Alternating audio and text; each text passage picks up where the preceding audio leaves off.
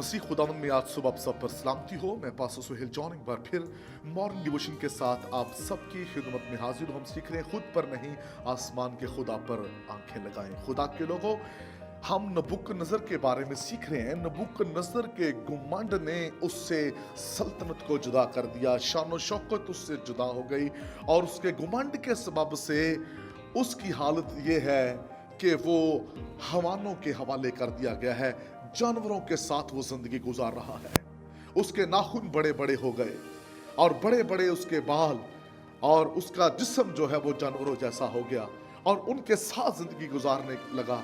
कहाँ बादशाही तख्त, कहाँ इख्तियार, कहाँ शान और शौकत, कहाँ उसका मुकाम। लेकिन गुमंड ने उसे किसी जगह का रहने ना दिया। जो लोग गुमंड करते हैं, जुवाल उनकी जिंदगी में आता है और वो किसी काम के नहीं रहते और वो बर्बाद हो जाते हैं। खुदा के लोगों, नबूकदनेस्सर की जिंदगी भी ऐसी ही थी। इसने अपने आप पर और अपनी सल्तनत पर गरूर किया और उसके बाद हम बाइबल मुकद्दस में इसकी हालत देखते हैं कि नबूकदनेस्सर बादशाह की हालत कैसी है। आज हमारे आसपास कुछ ऐसे लोग होते हैं जिनकी जिंदगियां ऐसी ही होती हैं। एक वक्त में उनका मुकाम, उनका इख्तियार, शान और शौकत, उनके बड़ी वाह वाह होती है, लेकिन एक वक्त आता है कि उनका मुकाम वो नहीं रहता। वो चीजें उनसे चली जाती हैं, वो उन चीजों को अपनी जिंदगी से खो बैठते हैं। और रीजन क्या होता है? गुमंड, गरूर।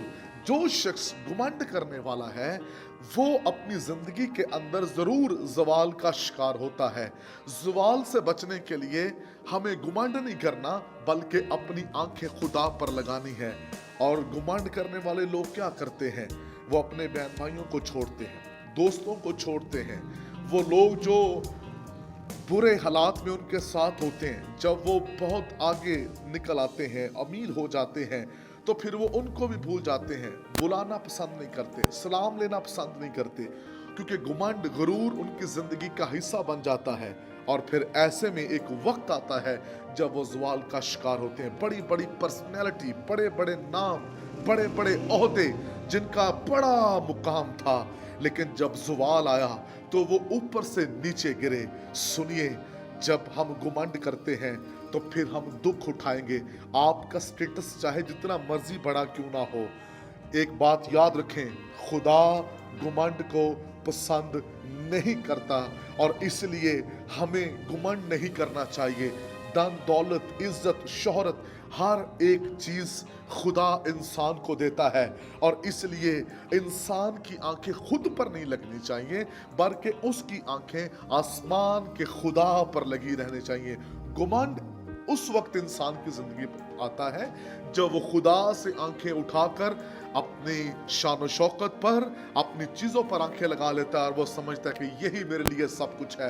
वो खुदा को भूलकर दुनिया में मसरूर हो जाता है, वो खुदा को भूलकर दुनिया में जिंदगी गुजारना शुरू हो जाता है।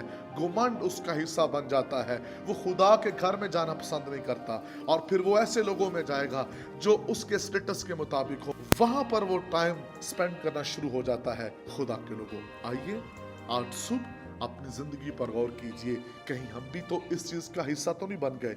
अगर ऐसा है तो फिर तौबा कीजिए, अपनी आंखें आसमान के खुदा की तरफ लगाइए। खुदा इस कलाम के वसीला से आपको बरकत दे। वफादार बुजुर्ग आसमानी बाप, मिन्नत है जिंदगियों में हलीमी और आजिज़ी आए, इस कलाम के वसीला से दिलों में तब्दीली आए। यीशु नाम